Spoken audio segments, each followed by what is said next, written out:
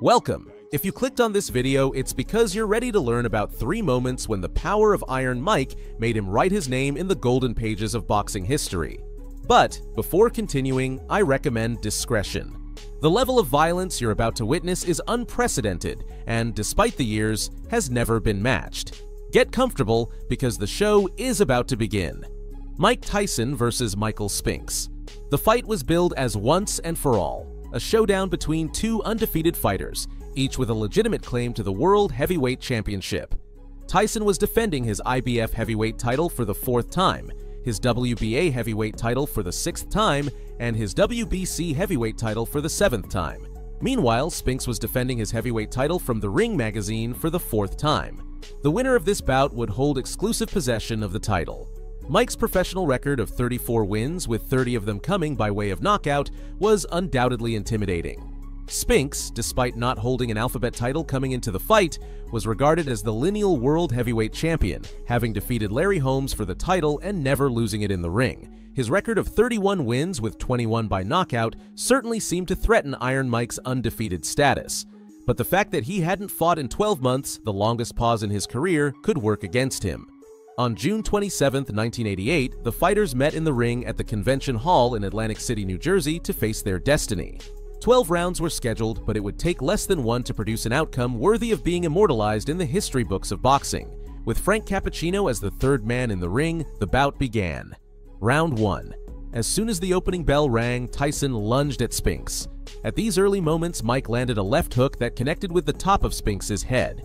After the fight, Tyson claimed to have seen fear in Spinks' eyes after this initial taste of action. For Spinks, survival immediately became more important than victory. That's when he began to clinch Tyson. In the first clinch, Cappuccino intervened upon noticing that the laces of one of Tyson's gloves were pressing heavily against Spinks' throat. And now Cappuccino. After an awkward attempt to separate them, Spinks tried to back off when a left uppercut snapped his head back. Spinks hadn't even finished reacting to this nearly lethal punch when a short, spinning right hook caught him just below the heart. As a result, it marked the first knockdown of his professional career. Spinks fell to one knee, and Cappuccino had no choice but to start the standing count. He counted to the mandatory 8, only to ask Spinks if he was okay while staring directly into his eyes. After resuming the fight, Tyson renewed his attack. Spinks tried to defend himself with a right hand, but it lacked power and was executed sluggishly. Over that insecure right hand of Spinks, Tyson threw a left hook, targeting the shoulder. The momentum of Spinks' own punch caused his head to drop forward and downward, activating Mike's killer instinct as he unleashed a deadly right hand. This murder attempt traveled in an arc at waist level and caught Spinks at his strongest point, right on the jaw. Just look at this scene. Michael Spinks has ever been down in a professional fight. And he's down again. No man could have withstood it. Immediately, Spinks' legs buckled and his eyes rolled back. Then, he fell backward with his arms outstretched. As Cappuccino started to count, Spinks tried to stand up, but once he began to rise, he collapsed onto his right side. By the time Cappuccino reached 10, Spinks' head was being held up by the bottom rope. Mike Tyson versus Donovan Ruddock, the second background.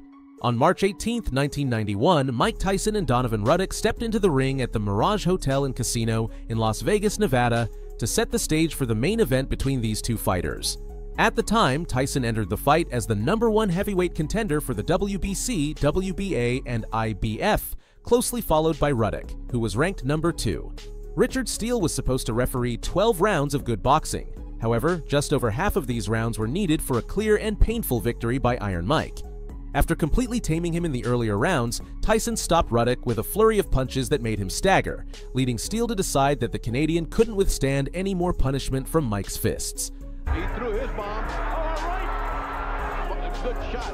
He just doesn't quite get there. There's a left by Tyson. Taking some steam out of Tyson. Ruddock coming back. Now Tyson with a big left. Just then, Tyson has Ruddock on the rope. if Tyson applies the pressure, he's got him where he... Now the right combination. Steele steps in. Thus, Tyson was declared the winner by TKO at 2 minutes and 22 seconds of the 7th round. The fight. On June 28, 1991, the long-awaited rematch took place.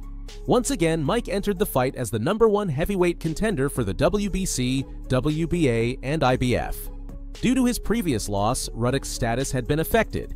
and he was only holding on to the #2 heavyweight contender spot for the WBC. Once again, the fighters were set for 12 tough rounds of good boxing at the Mirage Hotel and Casino to prove, in the rematch, who the absolute winner was. With Mills Lane as the new referee, the fight began. Fight summary: Tyson wasted no time being aggressive from the start, cornering Ruddock on more than one occasion.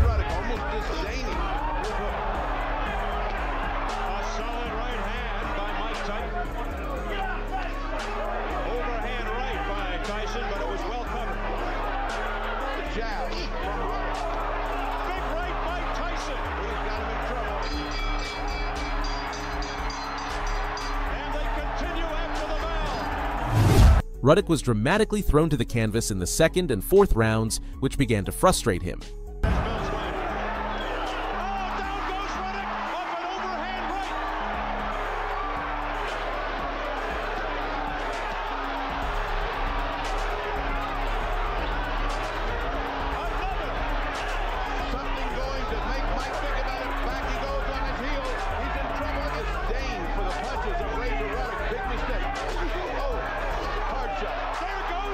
His frustration became evident at the end of the 8th round when he hit Mike after the bell, leaving Lane with no choice but to deduct a point.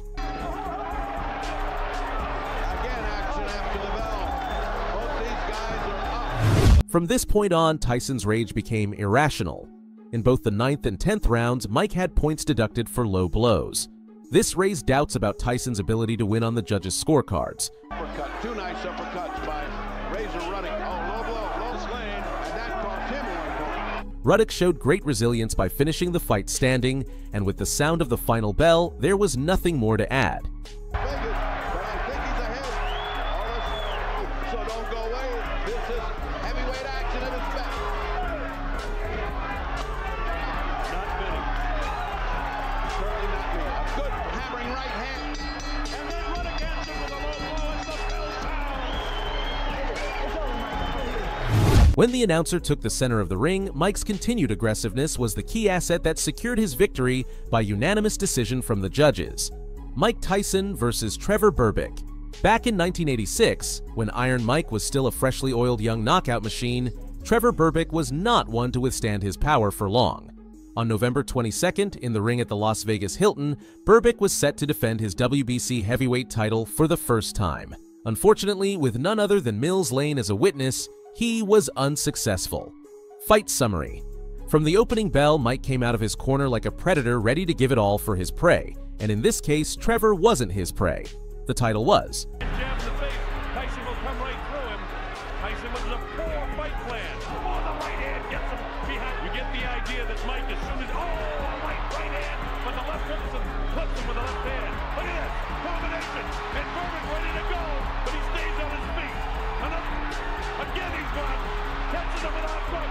Trevor's ready. Berbick was just an obstacle between him and his goal, and Mike knew what had to be done to remove him. Learning what he needed about his opponent during the first round, while attacking to reaffirm his stance as the challenger, the real damage came in the second round. With a series of punches ending with a left hook, Tyson, the young knockout machine, dropped Berbick to the canvas. Like an inanimate object, the soon-to-be ex-champion fell flat on his back, but quickly rose and, with a signal, assured Lane that he was well enough to continue. However, he wasn't. When the fight resumed, Berbick tried to tie Tyson up in clinches to stop his lethal offensive. In one break, he even earned himself a warning from Lane after landing a cheap shot. These were just his dying kicks. The end ironically came at the end of the round. A deadly left hook from Tyson struck Berbick's temple, and after a delayed reaction, he fell once more. Berbick tried to stand up but couldn't. Heavyweight champions of all time. Bangs the body. Wow, that uppercut is Tyson. Catches him with a right left hook, and he goes down. His efforts resembled a genuine Dantean scene as Lane reached the end of the count. Surprisingly, at the count of 9, Berbick dared to tempt fate and stand up. Yet, after a quick glance, Lane knew. It was just an involuntary reflex of his fighting spirit. After an embrace, Lane saved his life by stopping the fight. With this, Iron Mike made history by becoming the youngest heavyweight champion ever. After losing his titles and undefeated status, many fighters thought Tyson would become an easy opponent to beat. But Iron Mike only proved that he could grow stronger, becoming even more lethal. Welcome! In today's video, you'll witness an authentic massacre permitted within the limits of a boxing ring, But even at the end of the bout, you'll be left speechless at the war that unfolded. Watch with discretion, as the images you're about to see are highly sensitive. It was the year 1991, amid rumors that the golden years of the indestructible Mike Tyson had come to an end. What an uppercut by Douglas, and down goes Tyson. Even so, many challengers added their names to the waiting list for the chance to step into the ring with Iron Mike and claim a victory that would position them as one of the best in the sport. On March 18th, it was Donovan Ruddock's turn. Ruddock had made his debut almost 10 years earlier, on March 20th, 1982, defeating Wes Rowe at the Columbus Center, Toronto, by technical knockout in the 4th round of a 6-round fight. From then on, he began a modest winning streak until April 30th, 1985, when David Jaco in the Dartmouth Sportsplex ring in Dartmouth handed him the bitter taste of defeat.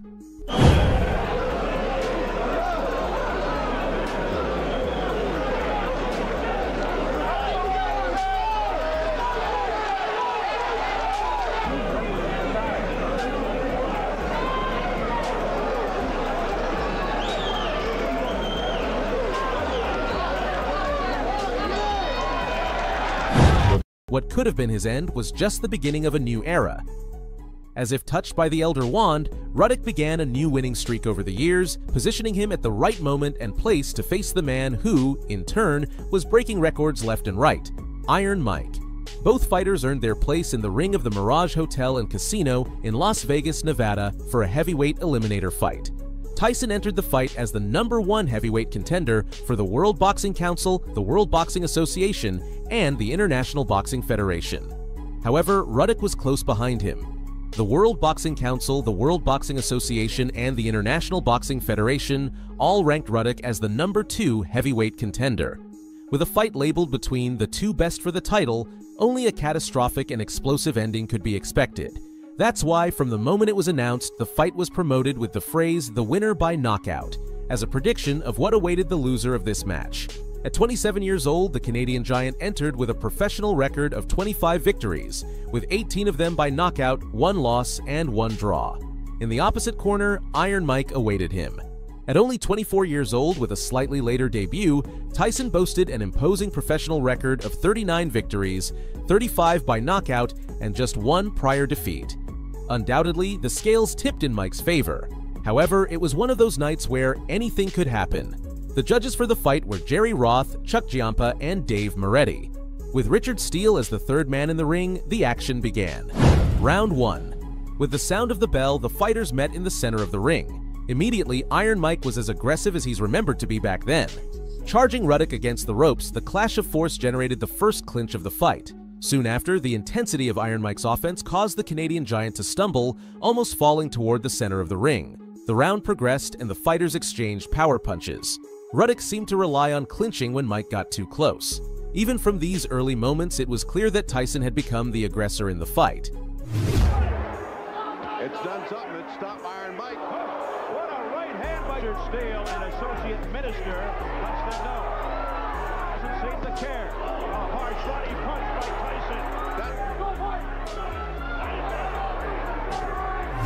Tyson. Round 2.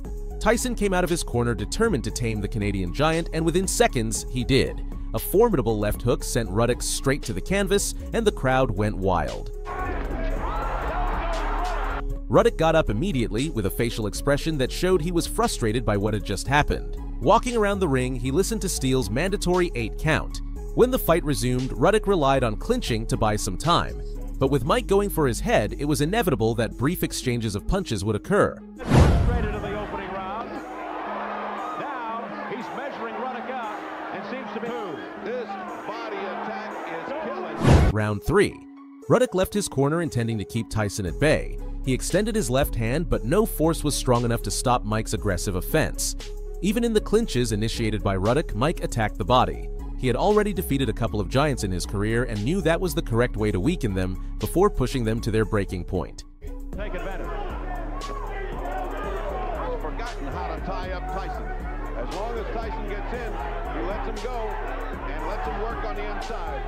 When Ruddock entered the exchange of punches, he opened his guard and lost more than he gained. With less than 10 seconds left in the round while exchanging punches in the center of the ring, he received a tenacious left hook that sent him to the canvas for the second time.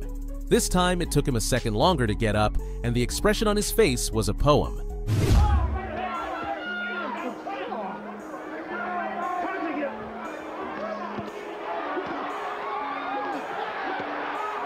Crowd erupting, think good shot. He just doesn't quite get there. There's a left by Ruddock, Full of astonishment and disbelief, Ruddock listened to Steele once again give him the standing count. He was on his feet at the count of 7, proving he was still competent to fight. Luckily, the bell gave him a few extra seconds to recover in his corner. Round 4. Tyson came out of his corner like a caged beast, but Ruddock, knowing the result of such an attitude, stopped him with a clinch. Extending his left hand, Ruddock really wanted to keep Tyson at a distance. But there was a big difference between wanting and being able. And every time Tyson closed the gap, he could push him against the ropes with increasing ease. No longer initiating exchanges, Ruddock spent the entire round on the defensive. He covered up, bought time with clinches, and retreated, attempting to escape Mike. The Canadian Giant seemed to be entering survival mode. crowd groans. That body shot sounded like he hit a drum. Again, the crowd groans. Relentless attack by Tyson. A guy that's totally discombobulated. Round 5. Without hiding it, Ruddock began to retreat every time Mike took a step forward. He seemed to throw only 1 or 2 punches to reaffirm his stance in the fight. However, his interest in engaging in close exchanges still did not accompany him into the ring. Mike's aggressive offense was frustrated by the clinches initiated by the Canadian Giant. Still, Tyson landed a couple of good punches during the round. When it ended, Ruddock could be seen leaning on the ropes and sighing before sitting down in his corner.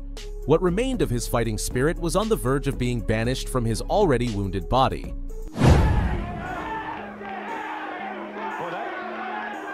Was a good shot by Ruddock. Tyson's promoter, Don King. Can question his integrity or his honesty. He's looking for that uppercut. He's looking for that one thing that... We are now closing down the 5th round. Round 6. Mike pushed Ruddock against the ropes as soon as the 6th round began. Ruddock tried to keep him at bay, extending his left hand, but it wasn't strong enough. Tyson's signature hooks began to appear in the ring, and it felt like the Canadian Giant was fighting against a countdown. During the final minute, real action finally broke out with a violent exchange of punches that kept the audience shouting even during the break. Still, no one could have anticipated what was just around the corner. Of Ruddock, who continues to stay on his feet. Round 7. Once again, the fighters met in the center of the ring with Tyson as the aggressor. Ruddock relied on clinching while Mike bombarded his body. Mike's patience was wearing thin, and his combinations were becoming longer. Halfway through the round, Ruddock was pushed against the ropes. Cornered, he was spared from being battered by Steele, who put distance between them. Even so, Mike unleashed a flurry of punches that made Ruddock's head go from side to side, followed by his body, until he hit the ropes. Steele, seeing how the Canadian Giant had become a mere puppet, had no choice but to intervene out of mercy and call the fight to an end. Moves on here, the 7th round coming up here for withstanding this kind of barrage. Oh, but that wavered him. Just then, Tyson has Ruddock on the ropes. if Tyson applies the pressure, Now the right combination. Steele step, it's over. And Mike Tyson has defeated Sting. Is it over? It's over. After the fight, the fighters shared a hug, willing to leave the rivalry behind when the ring attendants began their own battle. Dozens of men from both sides stormed the ring, disputing their own fight, while the fighters were safely held in their corners. When the chaos subsided, there was nothing left to fight over. Mike Tyson had defeated Donovan Ruddock by technical knockout at 2 minutes and 22 seconds of the 7th round. Iron Mike has faced several final bosses in his professional career. One of them was Evander Holyfield in a long-promised battle that took years to materialize and left no one indifferent. Welcome. Here you will learn the entire story behind the first encounter between Evander Holyfield and Mike Tyson, 2 warriors destined to battle it out on more than one occasion. Heads up, the images you are about to see are unprecedented. Get comfortable, because a true deathmatch is about to begin. Finally wasn't a title chosen at random for this encounter. Tyson and Holyfield were originally scheduled to fight on June 18, 1990 in Atlantic City, New Jersey.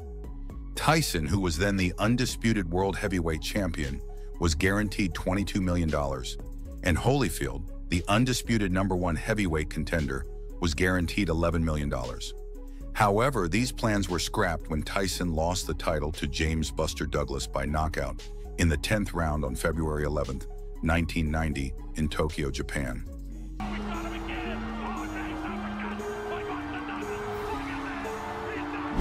8 months later, on October 25th, Douglas lost the title to Holyfield by knockout in the 3rd round in Las Vegas, Nevada.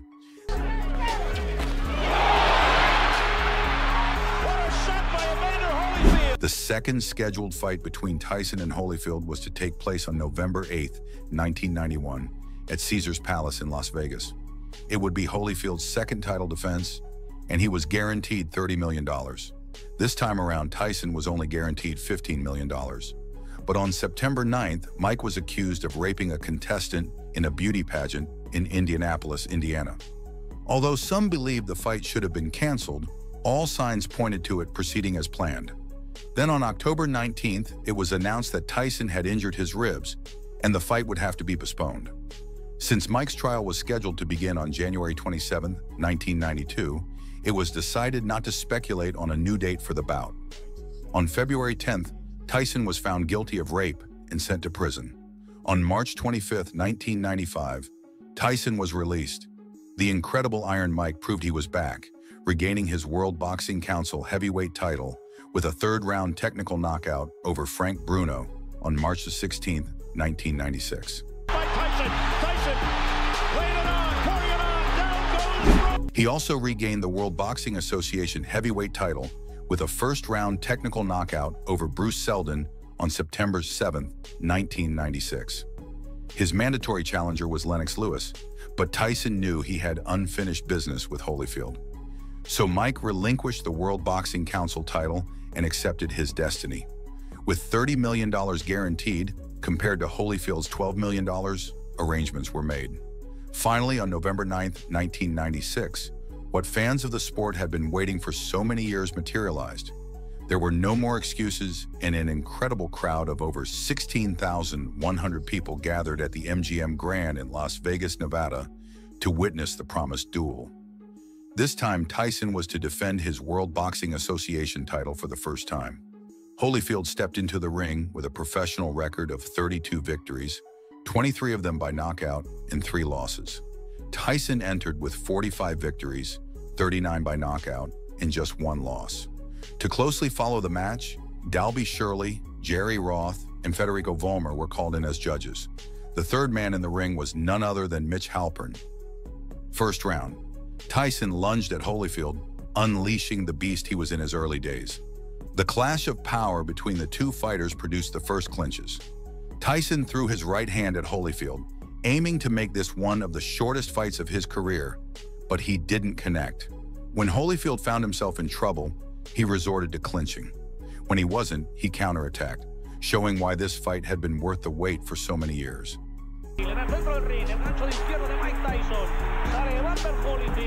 Second round. Tyson continued launching missiles at Holyfield's body, which were cleverly dodged. Mike had already fought real giants in the past and knew he needed to attack the body to wear it down enough before going for the head. Tyson experienced a serious moment of tension against the ropes, with Holyfield executing a powerful barrage of punches on him. After clinching, Halpern put some distance between them. Back in the center of the ring, Mike made sure to show he wasn't defeated yet.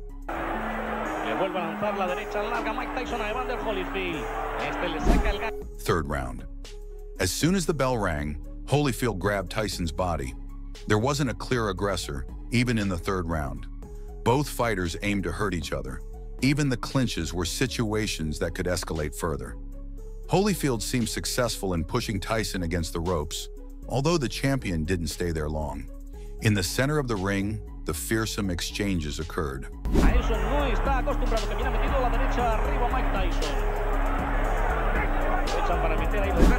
Fourth round. The fight had stabilized, but not in a negative way. From the first round, neither had ceased their offensive. After each bell, an incredible clash of forces took place. As the clock ticked on, the endurance of the fighters began to take on more significance.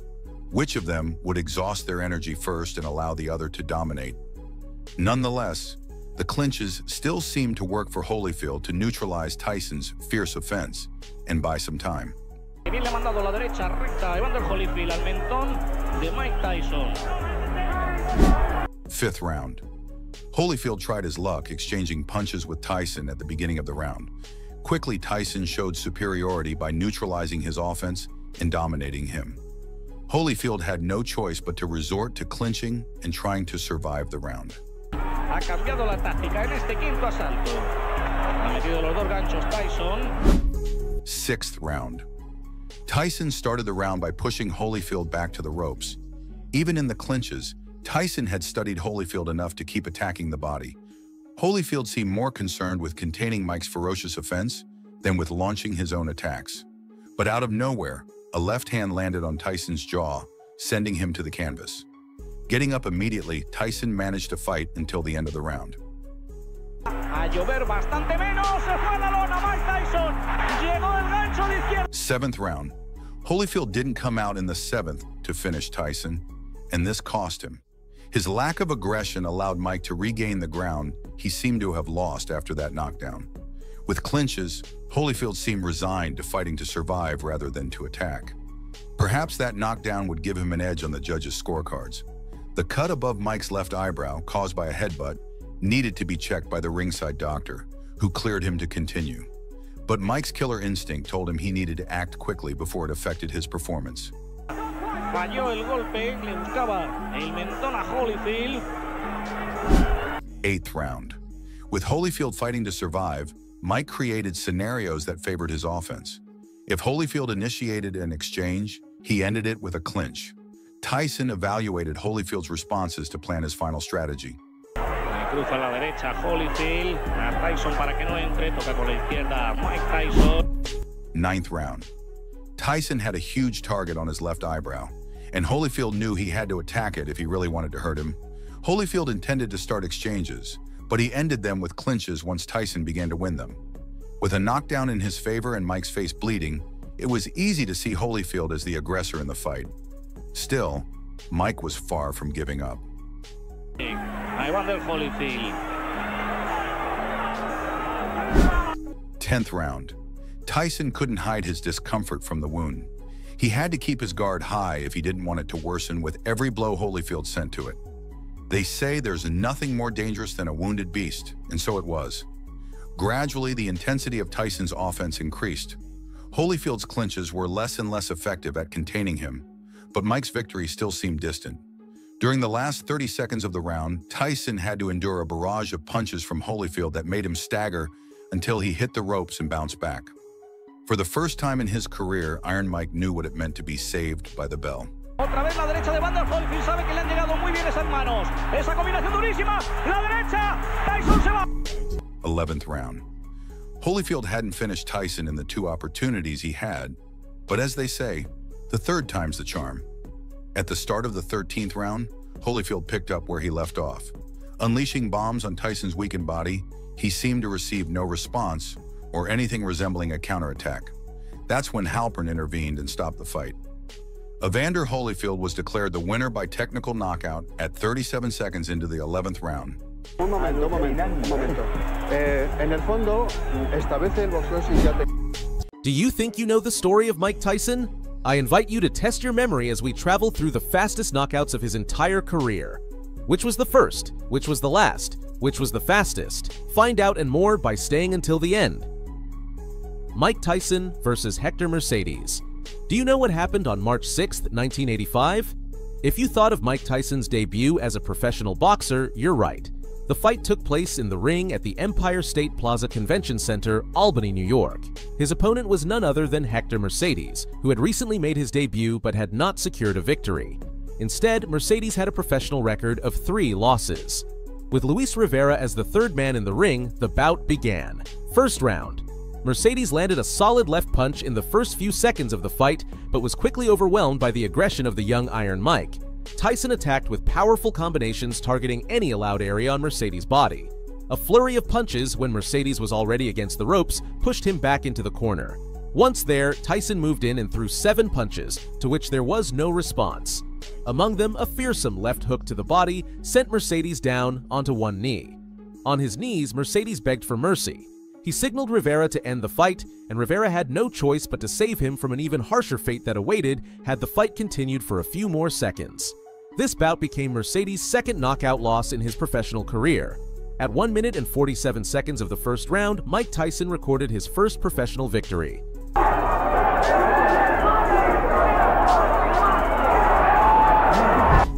Mike Tyson versus Ricardo Spain. Soon after, on June 20th, 1985, Mike Tyson entered the ring at Resorts International in Atlantic City, New Jersey, to face Ricardo Spain. The fight, originally scheduled for 6 rounds, was part of the preliminary card for Jesse Ferguson versus Tony Anthony. It was Mike's national television debut and his first fight scheduled for more than 4 rounds. He entered the ring with an undefeated record of 3 victories, each won by knockout.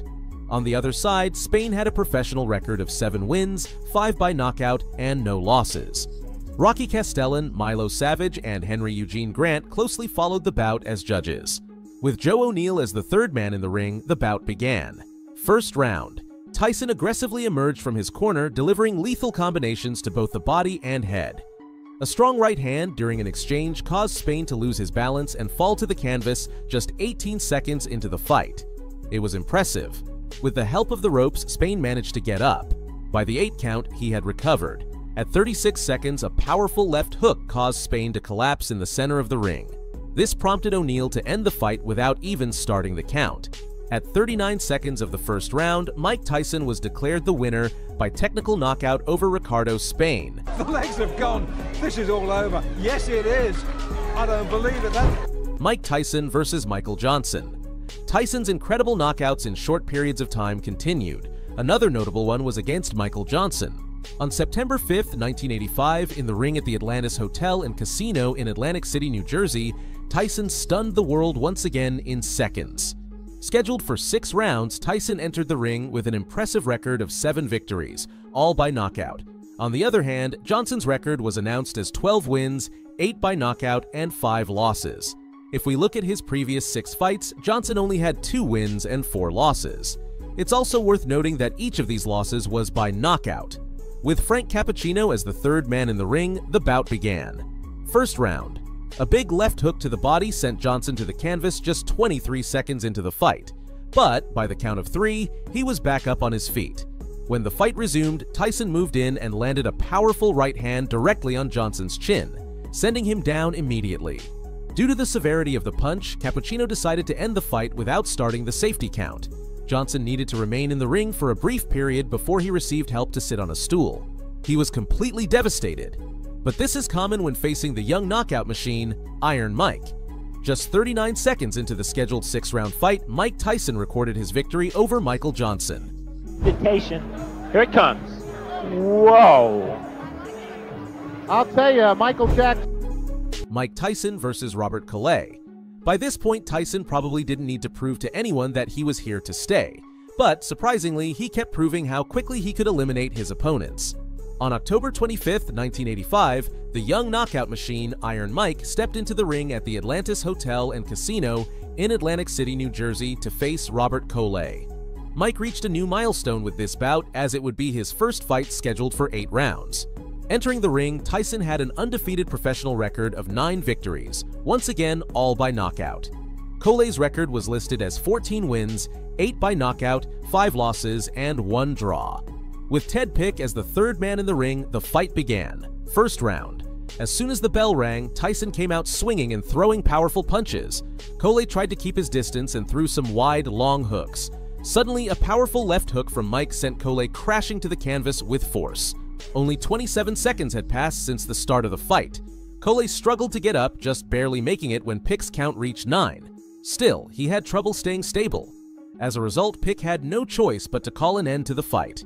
At 37 seconds of the first round, Mike Tyson was declared the winner over Robert Collet. Not with that.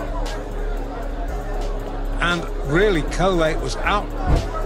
But not everything was glory and joy for Mike in the following days. Just 3 days after this bout, Tyson's trainer, mentor, and father figure, Cus D'Amato, died of pneumonia. An event that undoubtedly impacted more than just his professional life. Mike Tyson versus Sterling Benjamin. Immediately after defeating Cole on November 1, 1985, knockout machine Mike Tyson demonstrated how finely tuned he was by stepping into the ring at the Latham Coliseum in Latham, New York, to face Sterling Benjamin. Tyson had reached the incredible milestone of 10 knockout victories with no losses and was aiming for more. With Sid Rubenstein as the third man in the ring, the fight began. First round. At the start, Benjamin circled the ring and threw a powerful jab. It was a lethal left hook that knocked Benjamin down just 24 seconds into the fight. However, by the time Rubenstein's count reached 8, he was back on his feet. Once the fight resumed, Tyson moved in and launched a flurry of punches, with Benjamin having no choice but to remain cornered against the ropes. A couple of right hooks to the body, followed by a left hook to the body, led to Benjamin being knocked down for the second time in the contest. This time, before the safety count was even completed, Rubenstein called an end to the fight. At 54 seconds of the first round of an 8-round fight, Tyson defeated Sterling Benjamin by technical knockout. That is the limit of Sterling Benjamin's endurance. After the fight. However, not everything was glory and joy for Mike in the days following. Just 3 days after this bout, Tyson's trainer, mentor, and father figure, Cus D'Amato, passed away from pneumonia. This event undoubtedly affected more than just his professional life. Mike Tyson versus Eddie Richardson. As the end of 1985 approached on November 13th, Tyson stepped into the ring at the Ramada Houston Hotel in Houston, Texas, to face Eddie Richardson. At that time, Richardson was the Southern boxing champion. His announced record was 12 wins, 8 by knockout, and 2 losses. On the other side, Tyson's 11 knockout victories with no losses contrasted sharply. From the announcement, everyone was on edge. It would be Tyson's first fight without Cus D'Amato, who had passed away 9 days earlier from pneumonia. With Barry Yates as the third man in the ring, the bout began. First round. Tyson opened the fight spectacularly. The young knockout machine landed a cross right hand that sent Richardson to the canvas just 8 seconds into the fight. Stubbornly, Richardson was up by the count of 7. After resuming the fight, Tyson chased Richardson around the ring, landing powerful punches to the head without mercy. Richardson spun around and occasionally threw a jab, but mostly Tyson succeeded in avoiding his punches. A left hand blocked Richardson's knees at 1 minute and 5 seconds, sending him straight to the canvas for the second time. Richardson fell on his back and remained on the ground, making little effort to get up. After Yates completed the safety count, he helped Richardson to his feet. After the fight, Richardson was asked if he had ever been hit as hard as he was against Iron Mike. His response was yes, about a year ago. Richardson recalled the time he was hit by a truck. This was Tyson's 6th consecutive knockout in the first round. Mike Tyson versus Sammy Scaff. 1985 was coming to a close, and Tyson knew he had no choice but to end it with a bang. On December 6th, he stepped into the ring at the Felt Forum in New York to face Sammy Scaff. Scaff was announced with a professional record of 13 wins, 11 of them by knockout, and 6 losses. At that point, Tyson's professional record had risen to 13 knockout victories, remaining undefeated. Scaff entered the ring after losing his previous 2 fights by knockout, one against Proud Kilimanjaro and the other against Tim Witherspoon. With Freddie Ucci as the third man in the ring, the bout began. First round. Just 17 seconds into the first round, Tyson landed a devastating left hook that drove Scaff back into the ropes. As a result, Scaff's nose began to bleed uncontrollably. Tyson continued his attack with a solid right hand that crashed into Scaff's jaw, causing him to stagger and circle the ring. Occasionally, Scaff threw wild hooks, but it was a short, wild left hook that sent him crashing back against the ropes, falling to the canvas on his chest just 1 minute and 4 seconds into the fight. Scaff struggled to get back up and managed to stand by the count of 8. However, Ucci noticed he was seriously hurt and stopped the fight to prevent further damage. At 1 minute and 19 seconds of the first round, Tyson secured his victory over Sammy Scaff by technical knockout. Big left hook. And there is Scaff down. After the fight. This was Scaff's 6th knockout loss in his professional career. Tyson's fans highly value this fight as it was the first time Mike wore what would become his signature attire, the plain black trunks. Mike Tyson versus Marvis Frazier. Fast forward to July 1986, specifically the 26th. Mike Tyson entered the ring at the Civic Center in Glen Falls, New York, to face Marvis Frazier. Frazier was announced with a professional record of 16 wins, 7 by knockout, and 1 previous loss. In the opposite corner, Tyson's undefeated professional record of 24 wins, with 22 by knockout, seemed to tip the scales in his favor. Tyson entered the ring as the #2 heavyweight contender according to the World Boxing Council, while Frazier was ranked #9 by the same organization. With the legendary Joe Cortez as the third man in the ring, the fight commenced. First round. After the bell rang, the fighters met in the center of the ring. Tyson quickly stunned Frazier with one of the most powerful right hands he had ever received in his professional career. Then, the young knockout machine, Iron Mike, forced Frazier into the corner, where he hit him with a relentless uppercut that sent him crashing to the canvas. After this terrifying scene, Joe Cortez, who had started the safety count out of formality, counted to 5 before calling an end to the fight. Just 30 seconds into the first round, Mike Tyson knocked out Marvis Frazier. You heard at this point, uppercut again, and there Marvis is out on his feet. Everything after this is just... After the fight. This fight marked Frazier's second knockout loss in his professional career. His first came when he fought Larry Holmes, who had an undefeated record of 44 wins at the time, also losing in the first round. After this fight, rumors of a matchup between Tyson and Holmes heated up, but it would be years before they finally faced each other in the ring. Mike Tyson versus Clifford Etienne. We've reached the final fight in our collection. Just like Tyson in 1985, we aim to end on a high note. Let's jump to the new millennium. On February 22, 2003, Iron Mike, now a legendary figure, faced Clifford Etienne in the ring at the Pyramid in Memphis, Tennessee. In his previous fight on June 8, 2002, Mike had faced the world heavyweight champion of the WBC and IBF, Lennox Lewis, which turned out to be his last title bout. Tyson was thoroughly beaten by Lewis, who won on all the judges' scorecards from the second round before knocking Tyson out in the 8th round.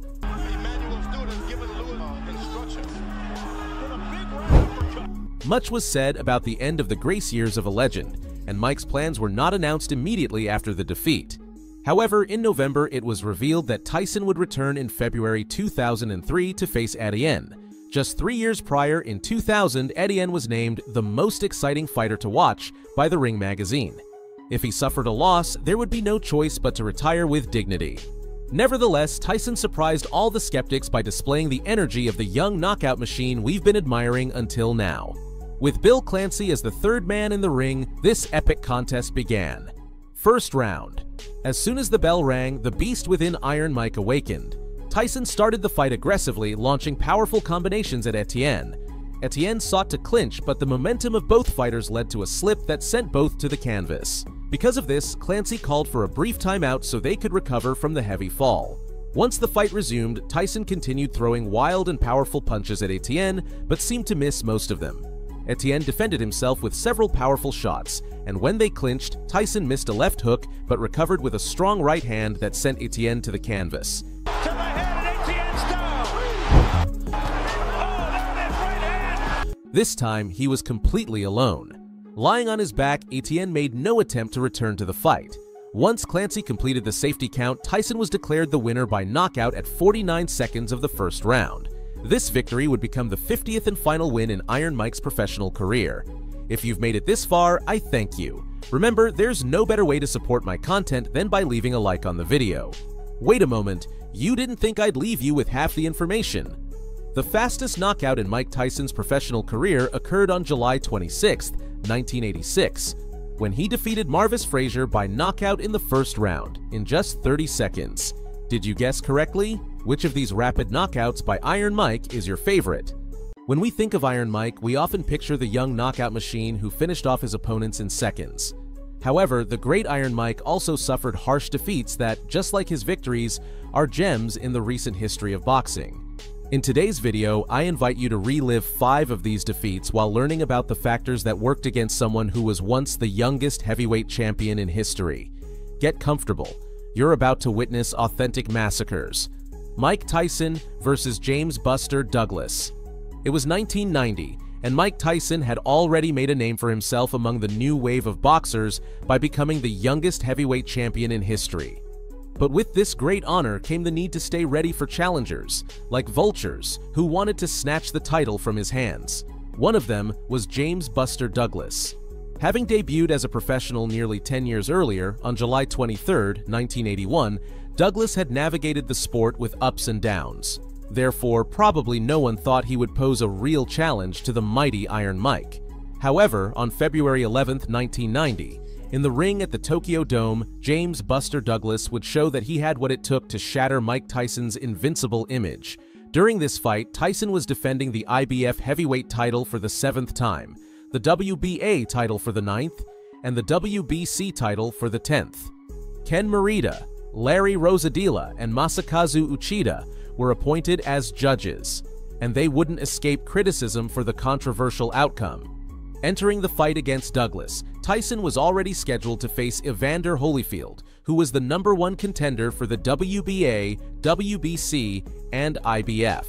This bout was supposed to take place on June 18th in Atlantic City, with Tyson set to earn a purse of $22 million.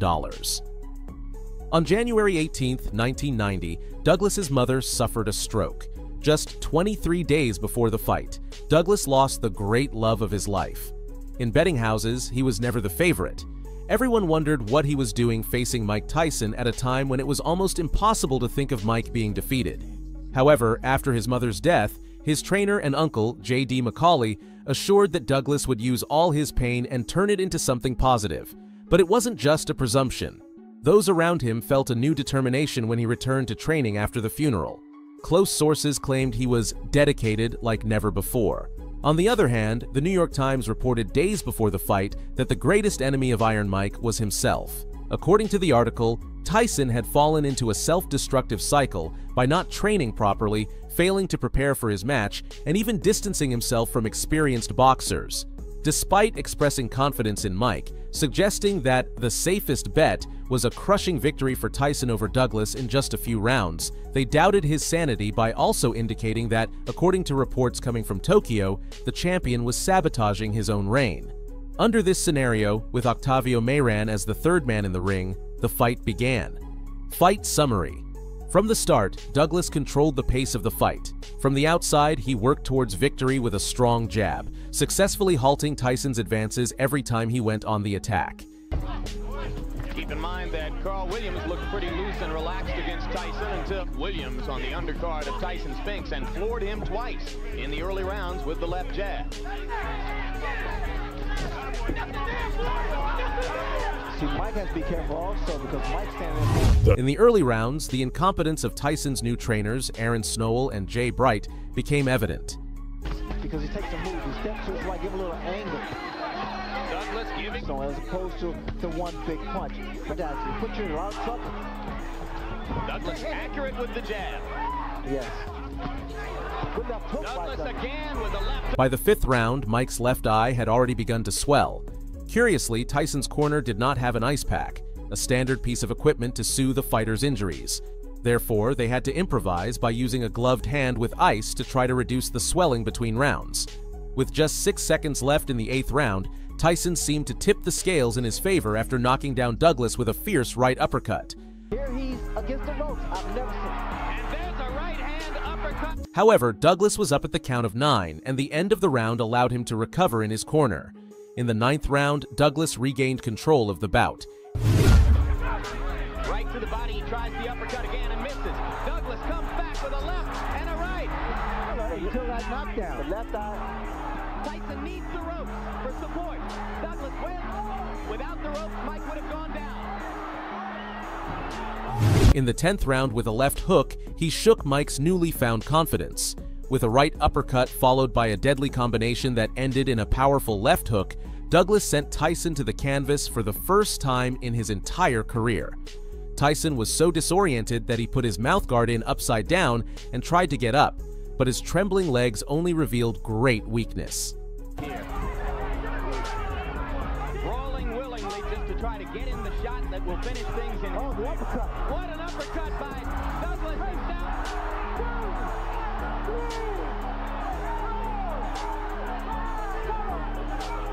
After this unprecedented scene, Mayran stopped the fight while embracing a wobbly Iron Mike, Mike Tyson versus Evander Holyfield. Certainly, Tyson did not start the 1990s on a good note. Despite being able to recover in his subsequent fights, over the years, another significant setback occurred in Iron Mike's career. This time, the author would be none other than Evander Holyfield. On November 9, 1996, Mike stepped into the ring at the MGM Grand in Las Vegas, Nevada, to face his destiny. He had just regained his WBA heavyweight title and had to prove he could hold on to it. Tyson and Holyfield were originally scheduled to fight on June 18, 1990. Remember I mentioned that? Those plans were thrown out the window when, seemingly out of nowhere, the betting underdog, James "Buster" Douglas, ended Mike's immortal streak. A second encounter was attempted between these fighters on November 8, 1991 at Caesars Palace in Las Vegas, with Tyson as the challenger in Holyfield's second title defense. However, on September 9th, Tyson was accused of raping a beauty pageant contestant in Indianapolis, which marked the beginning of the long-term cancellation of this bout. A rib injury postponed the original date, and with a trial set to begin in January 1992, it became impossible to schedule a new date for the match. On February 10th, Tyson was found guilty of rape and sentenced to prison. After his release on March 25, 1995, Mike regained the WBC heavyweight title with a technical knockout in the third round against Frank Bruno on March 16, 1996. Big right hand lands. Tyson knows he's got him in big trouble. If he doesn't answer it, Richard Steele. He recovered the WBA title on September 7th of the same year, defeating Bruce Seldon by technical knockout in the first round. Stand straight up there. Now that's not. That was a punch, nice long rest there, but he has felt. Back comes Sheldon. Why didn't he defend both? Mike had to vacate the WBC title to fight Holyfield instead of Lennox Lewis, who was the mandatory challenger. With $30 million as the purse for the fight, Mike probably found a good reason to give fans what they had been waiting for years. "Finally," was the tagline used to promote the match. And, with Mitch Halpern as the third man in the ring, the fight took place. Fight summary. After the sound of the opening bell, Tyson and Holyfield met in the center of the ring. The level of boxing both fighters entered immediately had not been seen in any fight in the previous years. Round after round, both fighters unleashed wild punches. With such a great clash of forces, it was not surprising when the first clinches appeared. Un poquito a la hora de entrar. Holyfield en el centro del ring, el gancho de izquierda de Mike Tyson, interviniendo bien en el combate. Falló la izquierda, pero es impresionante la que se está montando a la derecha de Mike Tyson. Se metió. By the second round, Holyfield, who is not remembered for being a big puncher, landed a left hook that seemed to stagger Mike. Contra las cuerdas a Mike Tyson, esto es nuevo, es noticia. Tyson contra las cuerdas. Mete el gancho derecha, Vander Holyfield, está boceando. From this point on, the contest lasted another 8 rounds. Rounds in which Tyson lost his sanity a little more with each heavy impact his body received. However, Tyson always remained a latent threat. In the 5th round, he unleashed a body shot on Holyfield and an uppercut to his chin that proved the beast inside him was still there. But as the seconds passed, Mike seemed more confused about why Holyfield was still standing. During the 6th round, a headbutt opened a small cut above Tyson's left eye. By the 7th, Mike kept looking at Halpern, complaining about the headbutts. In a new attempt to attack, he charged at Holyfield and crashed his cut against his shaved head. Estaba atendiendo Mike Tyson, tocó con la izquierda de Vander Holyfield. Entra. Tyson was already gasping in pain. He was in serious trouble. By the 10th round, each of the more than 16,100 people in attendance was shouting for Holyfield's victory. It was when Holyfield executed a powerful combination, followed shortly by a straight right to the head and with 8 unanswered punches. Tyson probably remembered Buster Douglas as he was thrown against the ropes. Muy bien esas manos. Esa combinación durísima. La derecha. Tyson Mundo. Vander Holyfield va a tratar de pagar la última. Se puede repetir la noche de Toki. It had been a long time since anyone had seen the great Iron Mike, the youngest heavyweight champion in history, saved by the bell. The fight was practically over. However, 37 seconds into the 11th round, a powerful right hand to Tyson's head sent him crashing against the ropes again, making it official. No cometer errores porque ante Mike Tyson eso es mortal. Mete la izquierda, llega la mano de Vander Holyfield, se va a ir a la lona.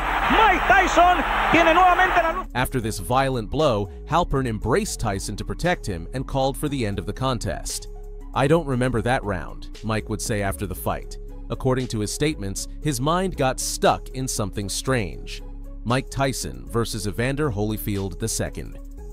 As if looking into a mirror, just as Evander Holyfield had secured the WBC heavyweight title, he had to prove he was worthy of holding it by defending it against none other than Mike Tyson. The slogan for this contest was, "The Sound and the Fury," but in reality, both fighters were so relevant to the moment that what you could read on every poster was, at a glance, Holyfield versus Tyson 2.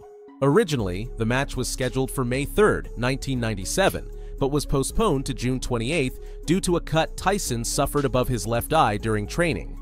The injury was caused by a head collision with one of his sparring partners, leading to the announcement of the postponement on April 8th. Do you remember Mitch Halpern? He was chosen again to be the referee for the rematch. However, Tyson's co-managers, John Horn and Rory Holloway, appeared before an emergency meeting of the Nevada State Athletic Commission on June 26th and requested that Halpern be replaced. Their argument was that Mike would be psychologically damaged by having Halpern in the ring again, as he was convinced it wouldn't be fair to him during the fight. The commission rejected this protest, but Halpern himself decided to resign later that night. This led to Mills Lane being the third man in the ring at the MGM Grand in Las Vegas that night. Fight summary. A powerful right hand shook Tyson just in the first round. Out of orbit, the clouds were beginning to turn gray over Iron Mike. Jab, looking to set up the right there. Combination of the head. Evander Holyfield. In the second round, Tyson threw his own right hand just as Holyfield was starting to unleash a powerful left hook.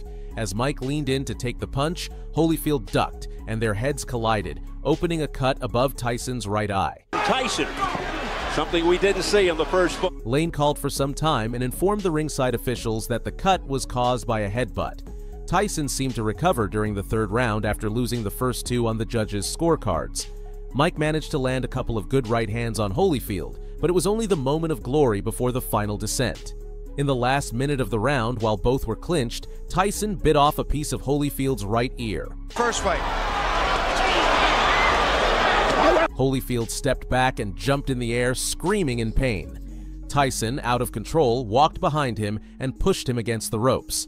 Lane, alert, stopped the action and deducted 2 points from Mike, who claimed that the damage to Holyfield's ear was caused by one of his punches.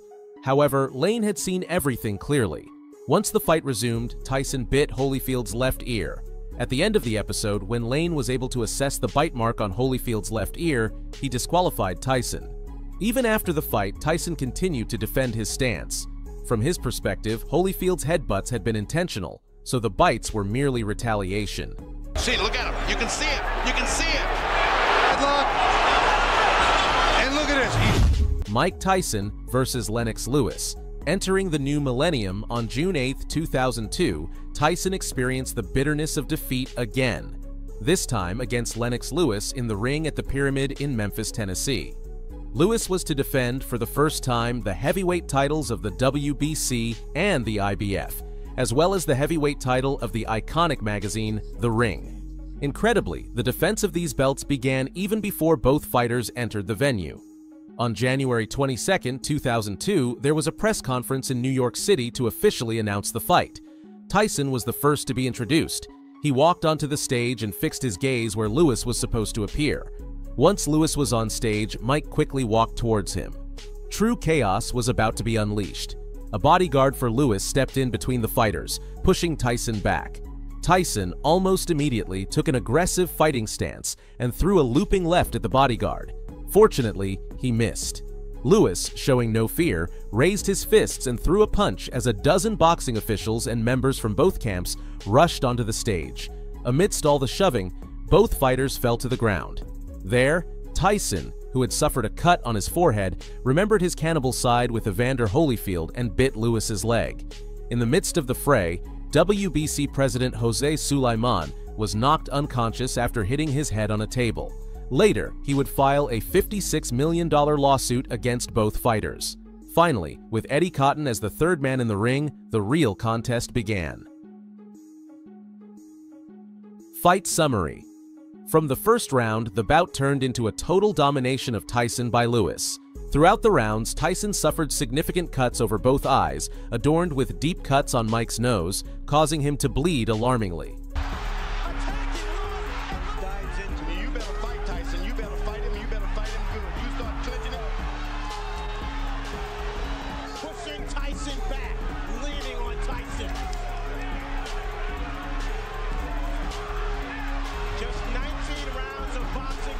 Just as the 8th round was nearing its end, Tyson, who had already been forced to stagger from a series of uppercuts, fell heavily to the canvas after a right hand exploded on his chin. Only 35 seconds were left in the round, and Tyson's attempts to get up were extremely few. Thus, Cotton was able to complete the safety count, leaving Mike out of action.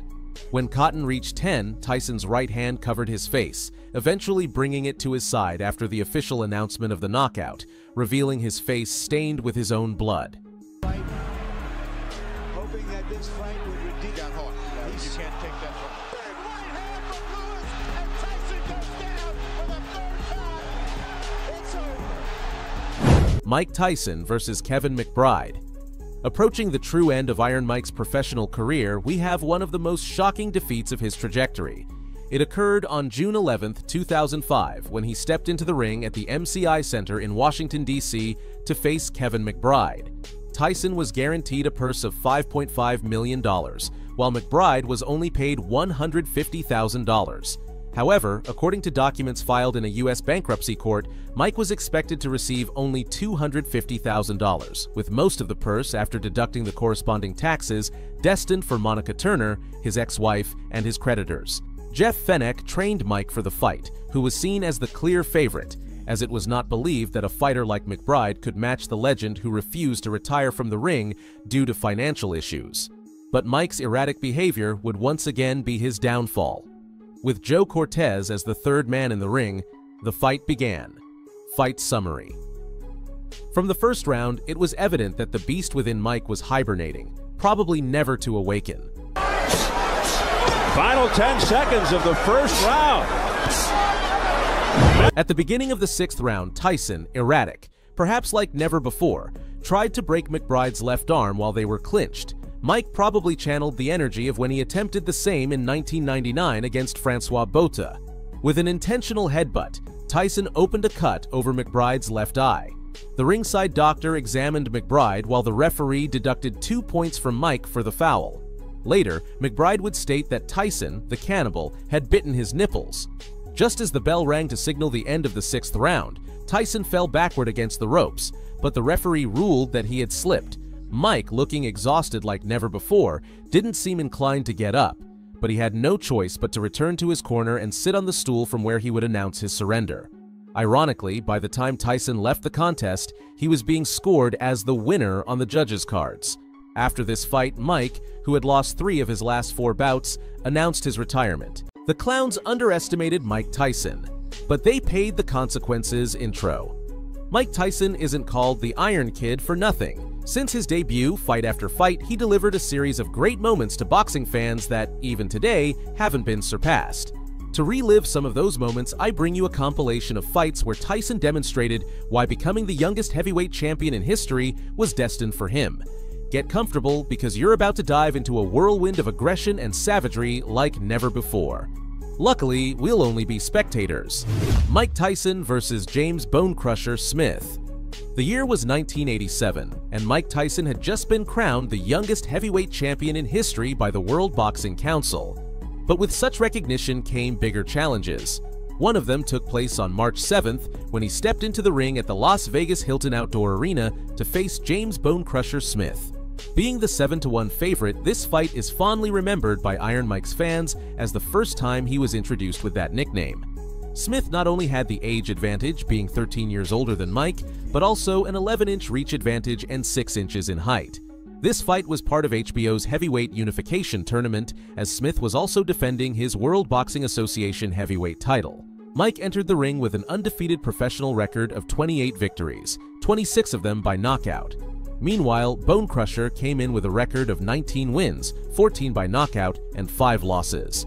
The judges for the bout were Dalby Shirley, Jose Juan Guerra, and Lou Tabat. With Mills Lane as the third man in the ring, the fight began. Fight summary. From the first round, Smith's fighting stance was a surprise. Instead of bombarding Tyson as expected, he tried to hold him, which resulted in a point deduction by the second round. Bone Crusher's tactics frustrated Mike, leading to shoves between rounds as Tyson tried to provoke Smith's anger.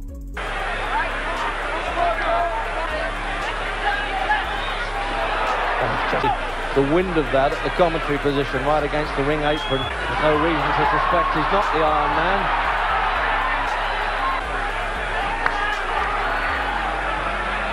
However, the intensity shown in those moments rarely translated into the actual combat. Some sparks flew at the end of the first round when Tyson threw a left hook long after the bell. And the stare from Tyson, and Bone Crusher saying, "What's this all about?" At the start of the second round, Mike opened a cut over Smith's left eye with a headbutt.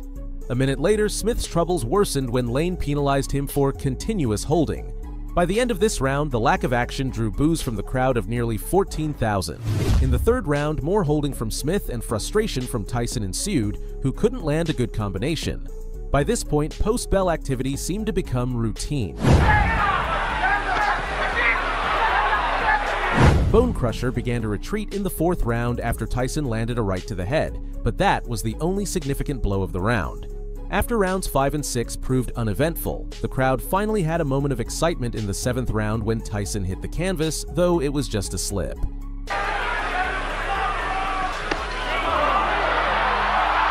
Well, that was almost hit it. In the 8th round, once again, Lane had to deduct a point from Smith for excessive holding. The fight dragged into the final scheduled rounds with Tyson looking for a fight and Smith evading him, causing the boos to continue. To break the monotony, Smith landed a punch in the last round, but did little else. The final bell ended the miserable fight in which both fighters had been forced to participate. And I think Tyson did. And this will keep going after the bell. It could have been worse, it was later said. It could have been scheduled for 15 rounds. When the referee took the center of the ring, Iron Mike was declared the winner by unanimous decision. Mike Tyson versus Donovan "Razor" Ruddock. Tyson and Ruddock have a history. Their first meeting took place on March 18, 1991, in the ring at the Mirage Hotel and Casino in Las Vegas. It was a heavyweight elimination bout with Jerry Roth, Chuck Giampa, and Dave Moretti serving as judges. While Mike entered the fight as the #1 heavyweight contender for the World Boxing Council, World Boxing Association, and International Boxing Federation, Ruddock closely followed, ranked second. With Richard Steele as the referee for this encounter, the fight began. Fight summary. From the sound of the bell, Mike came out of his corner with the aggression that characterized him in those days. His hard work quickly took its toll. Well, he's ready for it. He threw his bomb. All right. Cut which missed. The big question, can Ruddock withstand the cut? It's done something. It stopped Iron Mike. What our associate minister lets them know. Tyson hitting afterwards. As in the second round, Ruddock found himself on the canvas, forced to reconsider his participation in the fight.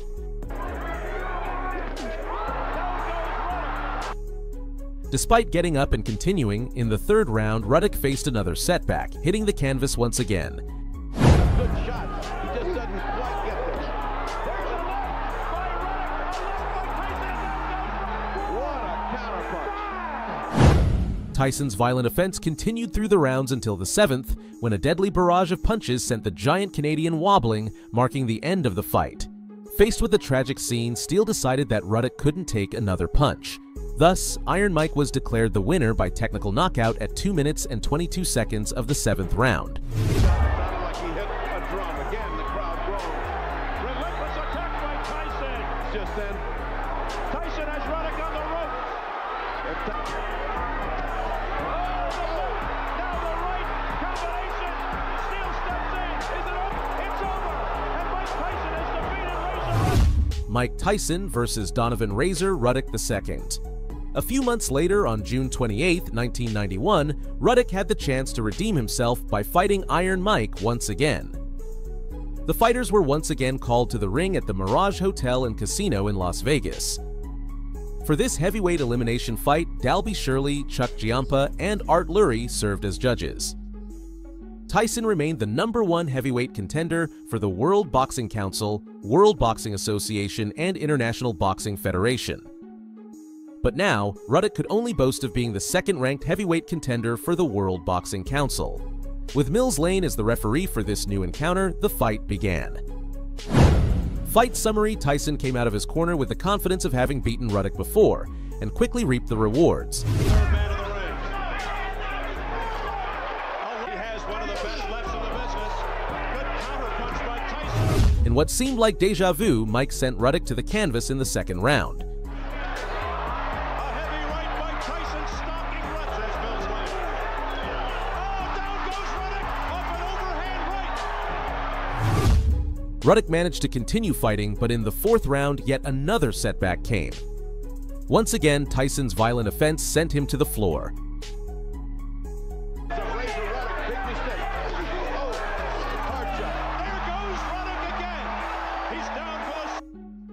Ruddock's frustration only grew as the rounds went on. Although he made it past the 7th round, he was penalized in the 8th for hitting after the bell.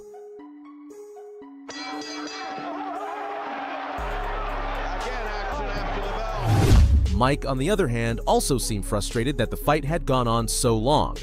In a rash move, his attacks on Ruddock led to some low blows, resulting in point deductions in the 9th and 10th rounds. With both fighters unable to finish each other off, the fight reached its conclusion. Oh, nice counter punch by Tyson. To the right hand. Hard. Tyson digging to the ribs. Winning what round? When the announcer took the center of the ring, Iron Mike was declared the winner by unanimous decision from the judges. Mike Tyson versus Michael Spinks. 3 years earlier, on June 27, 1988, Mike Tyson stepped into the ring at the Convention Hall in Atlantic City, New Jersey to face Michael Spinks. This was one of the most iconic matches of the decade, billed as Once and For All. It was a fight between two undefeated fighters, each with a legitimate claim to the World Heavyweight Championship. Additionally, Spinks was defending his The Ring Heavyweight title for the 4th time, while Mike was defending the International Boxing Federation Heavyweight title for the 4th time, the World Boxing Association Heavyweight title for the 6th time, and the World Boxing Council Heavyweight title for the 7th time. Therefore, the winner of the bout would gain exclusive possession of the title. The judges for the fight were Rocky Castellani, Jon Stewart, and Eva Shane. Mike entered the ring with a perfect record of 34 wins, 30 of them by knockout, while Spinks followed closely with 31 wins, 21 of them by knockout. With Frank Cappuccino as the 3rd man in the ring, once and for all, the fight began. Fight summary. 21-year-old Tyson shone in the ring. When the opening bell rang, he charged forward and threw a left hook that caught Spinks high on the head. At that moment, the ring champion wasn't thinking of a peaceful retreat, but rather of grabbing hold of Mike with his arms. In their first clinch, Cappuccino intervened after noticing one of Mike's glove laces resting on Spinks' throat. Moments later, Spinks, who now appeared to be just a challenger, tried to back away but had his head snapped back by a hard left uppercut. Still reeling from that first blow, Spinks was then hit with a short, spinning right hook that landed just below his heart. At that point, the ring saw its champion fall to his knees. It was the first knockdown in Michael Spinks' professional career. Michael Spinks has to keep moving because every shot... Oh, uppercut landed! With Cappuccino counting, he got back on his feet by the count of 4. Still, Frank counted to the regulatory 8 and asked if he was fit to continue, staring into his eyes. When the fight resumed, Tyson returned to his aggressive stance. Spinks attempted to defend himself with a right hand, but it was too weak and his movements too slow. Tyson threw a left hook at shoulder level over Spinks' uncertain hand. The clash of these two forces sent Spinks' head forward and down, where Mike caught it with a right hand that arced at waist height and connected squarely with the jaw. Spinks' eyes rolled back and his legs trembled. With his arms stretched out, he collapsed to the canvas. He tried to get up as Cappuccino counted, but he fell onto his right side. By the time Cappuccino reached 10, Spinks' head was resting against the bottom rope. In just 1 minute and 31 seconds, Tyson defeated the, until then, undefeated Michael Spinks by knockout. Mike Tyson versus Trevor Berbick. Another heavyweight champion who failed to successfully defend his title against the young knockout machine, Iron Mike, was Trevor Berbick. To relive this bout, we must go back to November 22, 1986.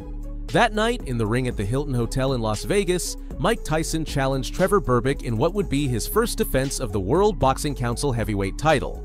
The fight was billed as Judgment Day, and the crowd of over 8,800 people knew they were about to witness history. In the worst-case scenario for Mike, his epic undefeated streak would come to an end. With Mills Lane as the 3rd man in the ring, Judgment Day took place. Fight summary.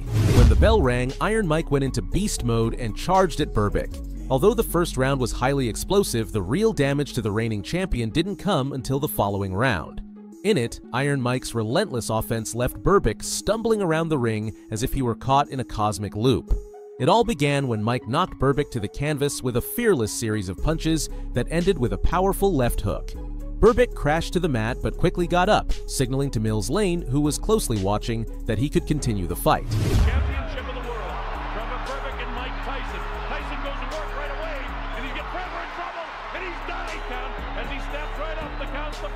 and 5 and 6 and 7. Unknowingly, Berbick was only signing himself up for an inevitable and irreversible punishment. It was evident that the champion was not in good shape. Berbick's inability was exposed as he tried to tie Tyson up in clinches to stop his aggressive drive toward a victory that already seemed promised. Even Berbick's desperation was clear when, in the middle of a break, he threw a punch at his challenger. That bold move earned him nothing but a stern warning from Lane. Here's that belt. Wild on the breaking news. Lane warns Trevor about it.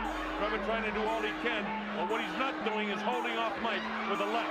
And you see the light left cage.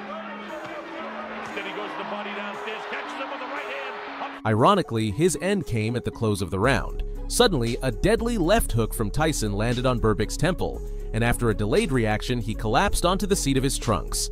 Berbick was not willing to lose his crown so easily, so he truly fought to get back on his feet. However, all he did was stumble toward the ropes near his corner, where he collapsed helplessly. Berbick tried to straighten up, his arms flailing. The scene became even more chaotic as Berbick staggered back to the center of the ring where he had initially fallen, only to crash back down onto the canvas. Bangs the body. Wow, that uppercut is Tyson. Catches him with a right left hook, and he goes down. He's able to get up from this. His legs may be shut. They are. As Trevor back in the rope, I don't know if he's going to be able to get. Determined not to give up his title, the champion once again tried to stand, stumbling toward a neutral corner. By that point, Lane's very lenient count had already reached 9. Against all odds, Berbick had gotten back up from the canvas at that moment. Lane didn't hesitate to quickly examine Berbick, only to realize that sending him back into the fight would be like leading him to slaughter. With nothing else to do, Lane hugged Berbick and stopped the fight. At 2 minutes and 35 seconds into the second round, 20-year-old Mike Tyson became the youngest heavyweight champion in history by defeating Trevor Berbick by technical knockout. It's said that when he got into the ring, Iron Mike told his team, "I am the youngest heavyweight champion in history, and I will be the oldest." Do you believe in the idea that if you manifest something, it comes true? Mike Tyson versus Larry Holmes. And before I let you go, I have one more shocking fight to share. Once Mike became the youngest heavyweight champion in history, he had to prove he was worthy of the title's pride and defended against the long list of challengers eager to take a shot at the great Iron Mike. On January 22, 1988, the unlucky challenger who stepped into the ring at the Atlantic City Convention Center in New Jersey was Larry Holmes. Tyson, at 21 years old, was 17 years younger than the 38-year-old Holmes, who had been out of the ring for 21 months.